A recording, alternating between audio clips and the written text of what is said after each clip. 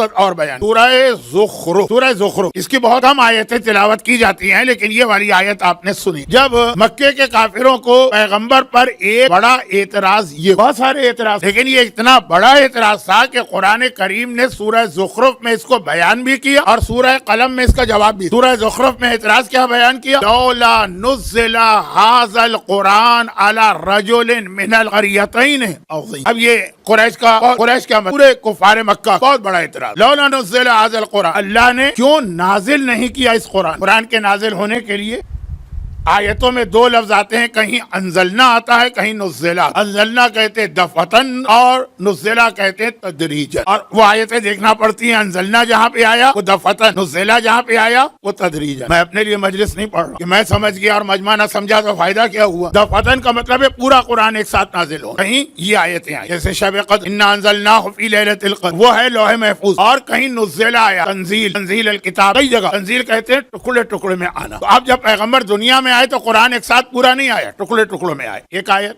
ایک سورہ، ایک پارہ، ایک رکوع. جو یہاں پہ قریش کے سامنے قرآن ایک ساتھ نہیں آیا، وہ آیا ہے شب قدر. لیکن اعتراض قریش کا یہ، اگر اللہ کو یہ قرآن نازل کرنا تھا، لولا نزل ھذا القرآن، تو اللہ نے یہ قرآن کیوں نازل نہیں کیا علی رجل، ایسے شخص پر، من القریتین، جو ان دو شہروں سے تعلق رکھتا، مکہ مدینہ. مکہ مدینہ سورہ زخرف کے وقت تو مدینہ تھا ہی نہیں، سورہ زخرف کے وقت مدینہ نہیں تھا. یثرب نام کی ایک چھوٹی سی کافروں کی بستی، اس وقت مکے کے ساتھ طائف کا نام آتا. مکے کے بڑے بڑے سرمایہ دار اور پیسے والوں کا طریقہ یہ ہوتا، رہتے مکے میں تھے لیکن چھٹیاں گزارنے کے لیے ایک کوٹھی طائف میں بنائی تھی، کیونکہ طائف کا موسم، طائف کی آب و ہوا بہترین. اب یہ وقت نہیں ہے، میں تو فضول باتوں میں چلا گیا. تو طائف کا مطلب ہے بہت وہاں پیسے والے لوگ جن کا ایک گھر وہاں پہ ہوتا، جس کو آج کل شاید ہالیڈے ہوم کہتے ہیں. ایک مکے میں ہوگا، بزنس سارا مکے میں، تجارتی قافلے مکے سے گزرتے ہیں، کعبے کی کمائی مکے میں ہوتی ہے، لیکن رہنے کے لیے طائف. تو اب قرآن کہہ رہے لولا نزل ھذا القرآن علی رجل، جو خدا نے یہ قرآن نازل نہیں کیا من القریتین، یہ دو شہر مکے اور طائف کے، عظیم، کسی بڑے آدمی پہ. ظاہری اعتبار سے ایک یتیم، ظاہری اعتبار سے دولت دنیا کچھ بھی نہیں. ان کے اوپر یہ قرآن کیوں آیا؟ بڑے بڑے سرمایہ دار، بڑے بڑے پیسے والے موجود ہیں مکے میں، ان پہ یہ قرآن کیوں نہیں آیا؟ تو سورہ قلم میں اللہ نے اس کا جواب بھی دی. اچھا دیکھیں، بہت سارے اعتراض قرآن نے نقل کیے، بہت سارے تو نہیں، جواب بھی نہیں. زحمت بھی گوارا نہیں کی گئی کہ ان لوگوں کے اعتراضات کا جواب دیا جائے. اس کا جواب، اور جواب اس لیے بھی دیا، یہ ہمارے اور آپ کے لیے پیغام بھی ایک دینا. اعتراض وہ کر رہے ہیں، ابو جہل، ابو لہب، ولید، عتبہ، شیبہ، ابو البختری، ایک لسٹ ہے. مگر جو جواب دیا جا رہا ان کو بھی دیا جا رہا، ہم کو بھی دیا جا رہا. ہمارا تو اعتراض ہی نہیں، مگر پھر بھی ہم کو جواب دیا جا رہا ہے. سورہ قلم کیا ہے؟ مکے والوں کس نے کہہ دیا کہ ہمارا یہ رسول جو ہے کوئی بڑا آدمی نہیں؟ وہ کہہ رہے نا یہ قرآن بڑے آدمی پہ کیوں نہیں آیا؟ تو کس نے تمہیں بتا دیا کہ رسول بڑا آدمی نہیں ہے؟ اس سے بڑا کون ہوگا؟ لیکن ہاں فرق ہے، کرائیٹیریا الگ ہے. تم کہتے ہو بڑے والا جس کے پاس پیسے ہو، ڈالر ہو، پاؤنڈ ہو، جائیدادیں ہوں، سونا ہو، چاندی ہو. یہ کوئی تھوڑی بڑائی. انک لعلی خلق عظیم، ہمارا رسول اخلاق میں عظیم ہے. بڑا وہ ہے جس کا اخلاق بڑا ہوتا ہے. وہی لفظ عظیم جو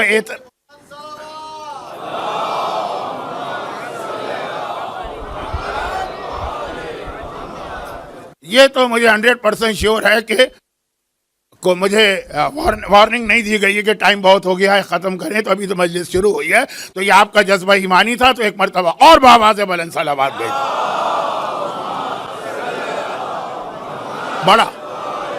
بڑا آدمی کون ہے؟ قرآن نے کہا ہمارے حبیب سے بڑا کون ہے، لیکن یہ نہیں کہا کہ نوری مخلوق ہے اس لیے بڑا ہے، کہا کہ اس کا اخلاق بڑا ہے. یہ اعتراض ان کا ہے، جواب ان کو بھی دیا جا رہا، جواب ہم کو بھی دیا جا رہا. تمہارے درمیان کون آدمی بڑا سمجھا جاتا ہے؟ جو بہترین گاڑی میں سوار ہو کے آتا ہے، جس کی بہت بڑی جائیداد ہو، جس کا بینک بیلنس ہو. تم بھی اس کو اگر بڑا سمجھتے ہو تو تمہارا مزاج اور ابو جہل کا مزاج مل گیا. انک لعلی خلق عظیم، ہمارا یہ رسول بڑا ہی ہے لیکن اخلاق میں بڑا ہے. اور یہاں پہ رک کے بعض علماء ایک نکتہ اور بتاتے ہیں، چونکہ میرا موضوع شروع ہو چکا ہے، 6 دن اور 7واں دن بھی کچھ نہ کچھ بات کرنا ہے، تو میں جا نہیں رہا ہوں. لیکن یہ لفظ عظیم یہ اللہ اپنے لیے استعمال کرتا، اور اس طرح استعمال کرتا ہے کہ ہر مومن دن میں کتنی مرتبہ کہتا ہے سبحان ربی العظیم و بحمدہ. جو اللہ کا اپنا لقب ہے وہ اللہ نے اپنے حبیب کو عطا کیا ہے کہ اسے عظمت پہچانو. تو پھر علماء پھر قرآن کی ساری آیتیں، ایک تو یہ بات بتائی یہاں پہ، دوسری جو کل کی مجلس میں آیتیں تلاوت ہوئی تھی اس میں ایک آیت وَأَمَّا الْيَتِيمَ فَلَا تَقْهَرْ وَأَمَّا السَّائِلَ فَلَا تَنْهَرْ وَأَمَّا بِنِعْمَتِ رَبِّكَ فَحَدِّثْ، یہ سورہ ضحیٰ. اور اس میں یہ بیان کیا جا رہا ہے کہ اللہ اپنے حبیب کتنی محبت کرتا، کتنی محبت کرتا.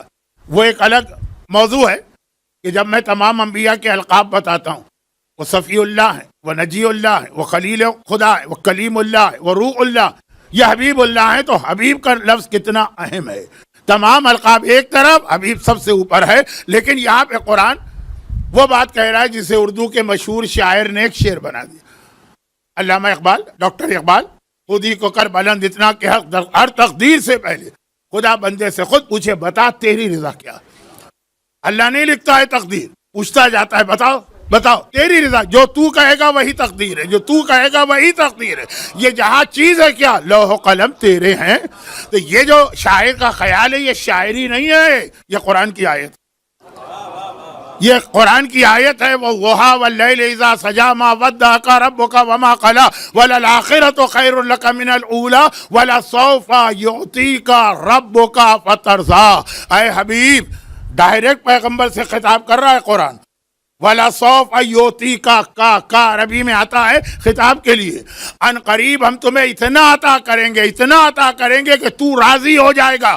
ساری دنیا اللہ کی رضا چاہتا ہے، اللہ محمد کی رضا چاہتا ہے. فترضا وَلَسَوْفَ يُعْطِيكَ رَبُّكَ فَتَرْضَىٰ. ہم دیتے جائیں گے یہاں تک کہ تو راضی ہوگا. اب اگرچہ آج وقت نہیں ہے لیکن پھر بھی یہاں رک کے ایک چھوٹا سا جملہ کہہ کے اپنے موضوع پہ بات آگے بڑھاؤں. لفظ آیا یوتی کا، یوتی کا، عطا عطا. اتنی عربی تو آپ حضرات ایسے پاکستان میں رہ کر بھی جانتے ہیں، یہاں تو خیر عرب دنیا میں. عطا کریں گے اتنا کہ تو راضی ہو جائے. اب کتنا عطا کرے؟ پوری دولت خدیجہ مل گئے لیکن قرآن نے اس کے بعد بھی کہا کہ نہیں، ابھی تو راضی نہیں ہوا، ہم تمہیں عطا کریں گے وہ کہ تو راضی ہوگا. یہ لفظ عطا پھر کہاں پہ آیا؟ اِنَّا أَعْطَيْنَاكَ الْكَوْثَرَ.